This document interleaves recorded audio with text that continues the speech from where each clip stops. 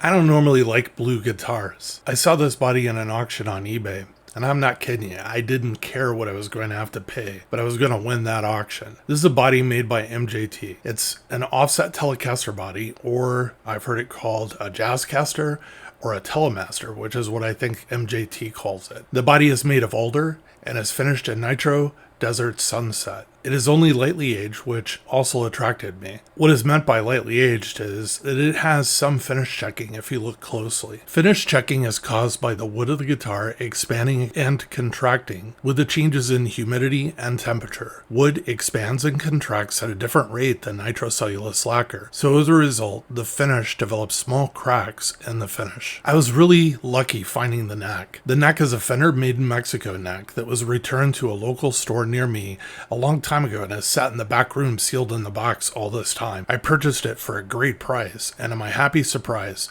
it has a rosewood fretboard and it is in perfectly new condition. It is described as a flat oval shaped neck and has 22 jumbo frets. It's roasted maple, 25.5-inch scale length, and oddly enough, a 12-inch radius. The neck, when I got it, had an amazingly dry fretboard. I become addicted to using Monty's Guitar Monty Presso Relic Wax.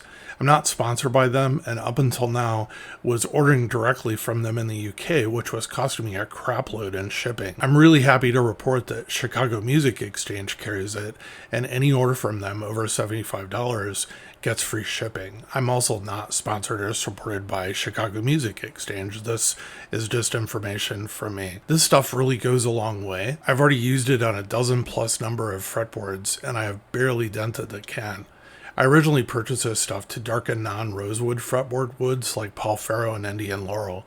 It'll make them look close to rosewood in color. What I've discovered though is it also rejuvenates rosewood fretboards and it makes them just look beautiful. The pickups I used in this guitar are the Squier 60s Telecaster Custom. You're probably asking yourself, why would you use such, inexpensive Squier-based pickups? Well, one, they're Alnico 5 pickups, and in my opinion, one of the best bargains in Telecaster pickups that you can find. You can actually buy a used set that's basically in like new condition for around $49 from stratosphere.com when they have them. I'm sorry if you go there now and check at the moment because I actually purchased 6 sets from them yesterday thinking that I probably cleared them out. They sound excellent to me and I regularly install them in my own guitars. The neck has really good clarity with high end that you do not normally find in a Telecaster neck pickup, and the bridge is very bitey, meaning it is pure Telecaster. Pairing these pickups with a modern Telecaster wiring circuit with a .047 UF drop cap, and I think that you have perfection. The components of the wiring harness are 2 CTS solid shaft 250K pots for the tone and volume controls, the .047 cap I mentioned before, and an Oak Grigsby 3-way pickup selector switch. A few observations about the build. When you're building offset Telecasters, make sure you can find a source for the pickguard before you buy. Not all offset Telecaster pickguards fit all offset Telecaster bodies.